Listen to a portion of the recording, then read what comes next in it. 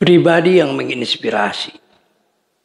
Saya kira ini menjadi cita-cita dan obsesi sebagian besar orang. Meskipun ini sulit, tetapi sungguhnya ini bisa dipelajari dan bisa diterapkan. Coba bayangkan kalau Anda menjadi seorang inspirator. Anda bisa mempengaruhi banyak orang hanya melalui perilaku, pembicaraan Anda, tulisan Anda, dan sebagainya.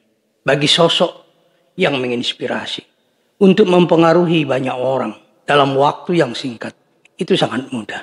Bayangkan kalau misalnya saya menabur serbuk besi di meja ini.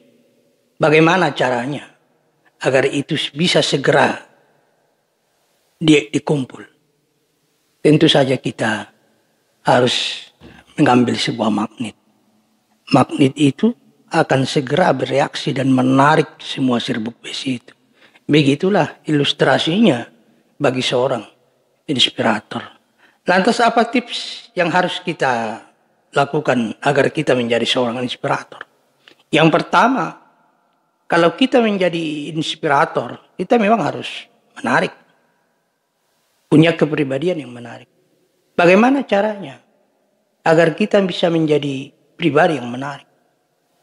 Ya, kerjakan hal-hal yang spesifik. Apapun pekerjaan Anda sekarang, apakah pengusaha, pengacara, pejabat, pegawai negeri, wartawan, artis dan sebagainya. Lakukanlah hal-hal yang spesifik pada pekerjaan Anda. Dalami, cintai itu. Dan itu akan dilihat orang.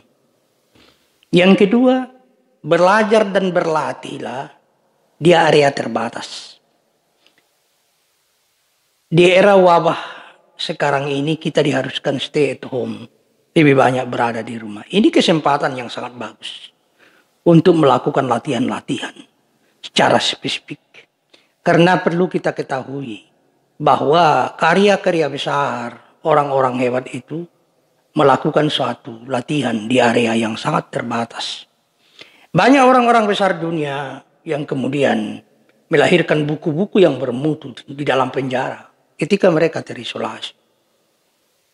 Profesor Hamka melahirkan tafsir Al-Ajar yang luar biasa itu di dalam penjara. Insinyur Soekarno kemudian menjadi presiden pertama Indonesia. Menulis buku di penjara. Nelson Mandela berpuluh tahun bekerja kreatif di dalam penjara. Kemudian kita harus memahami bahwa area terbatas itu adalah tempat berlatih yang sangat bagus. Anda bisa membayangkan kalau seandainya permainan sepak bola dilakukan di sebuah lapangan tanpa batas, tanpa garis, tanpa wasit, dan tanpa batas waktu. Itu akan melelahkan. Jadi intinya kerjakan sesuatu yang menarik.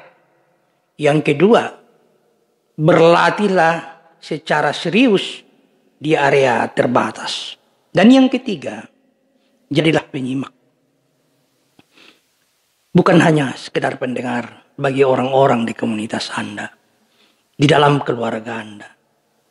Menyimak itu berbeda dengan mendengar. Menyimak itu mendengar secara serius tentang apa yang disampaikan, yang dikeluhkan oleh anak, oleh istri, oleh suami, oleh siapa saja yang sedang berbicara. Kemudian yang terakhir, jadilah penginspirasi melalui apresiasi Anda terhadap apa yang Anda simak itu. Melalui pertanyaan-pertanyaan.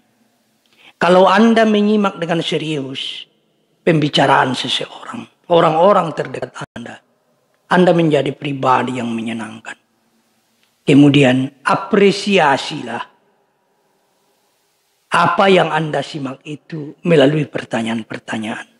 Misalnya, istri Anda sedang mengeluh, anak Anda sedang mengeluh. Simak dengan saksama. Lantas apresiasi dengan pertanyaan. Lantas apa yang bisa kita lakukan untuk itu?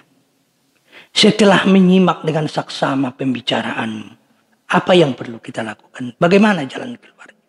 Ingat, tidak satu pun orang besar di dunia ini tanpa seorang penyimak yang baik. Sebenarnya Anda tidak perlu cemas Bagi Anda yang berkeinginan menjadi seorang inspirator, sepanjang perbuatan dan perilaku Anda selalu berkontribusi untuk kebaikan orang lain, meringankan beban orang lain, Anda sudah layak disebut sebagai seorang inspirator. Always be part the solution, not part of the problem. Jadilah bagian dari solusi, bukan menjadi bagian dari problem atau masalah. Terima kasih.